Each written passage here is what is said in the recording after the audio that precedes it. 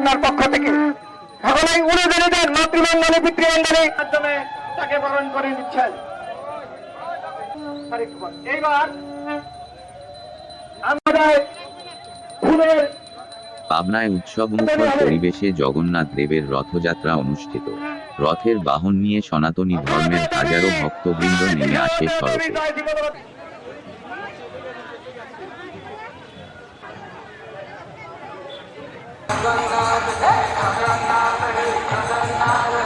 সনাতনী হিন্দু সম্প্রদায় মানুষের আবেগ অনুভূতি ও ধর্মীয় অনুষ্ঠানের মধ্যে অন্যতম শ্রী শ্রী জগন্নাথ দেবের রথযাত্রা উৎসব।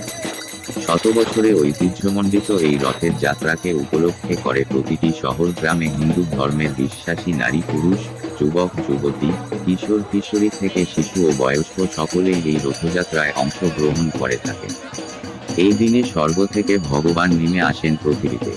এই বিশ্বাস থেকে এই দিনটিকে ধর্মীয় আচার অনুষ্ঠান ও ভাবগাম্ভীর্যের মধ্য দিয়ে পালন করে থাকেন হিন্দু সম্প্রদায়ের মানুষেরা।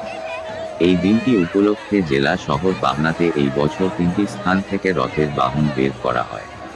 শহরের শ্রী শ্রী জয়কালীবাড়ি মন্দির প্রাঙ্গণ, রাধানগর বারাড়ি মন্দির প্রাঙ্গণ ও রাধানগর সবুজবাগ এলাকার ইস্কন মন্দির প্রাঙ্গণ থেকে পৃথক পৃথকভাবে ভক্তবৃন্দরা রথযাত্রার বিশেষ বাহন নিয়ে শহরমুখে যাত্রা করে।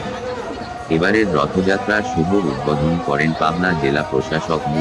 আসাদুজ্জামান। এ সময় পুলিশ প্রশাসন সহ স্থানীয় হিন্দু সম্প্রদায়ের দায়িত্বে থাকা বিভিন্ন নেতৃবৃন্দ উপস্থিত ছিলেন। প্রতিটি রথের গাড়ি সাজানো হয়েছিল ফুল আর দড়ি দিয়ে। ভক্তবৃন্দরা রথের গাড়ির রশি টেনে আনন্দ উল্লাসে শহর প্রদক্ষিণ করে।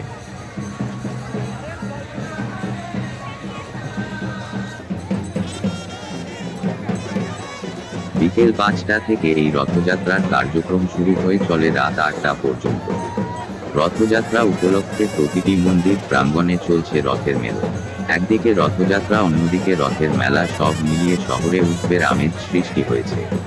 প্রতিটি স্থানে এই ধর্মীয় উৎসবকে সুষ্ঠুভাবে সম্পন্ন করার জন্য বিশেষ নিরাপত্তার ব্যবস্থা গ্রহণ করেছেন পুলিশ প্রশাসন। @24 পাবনা।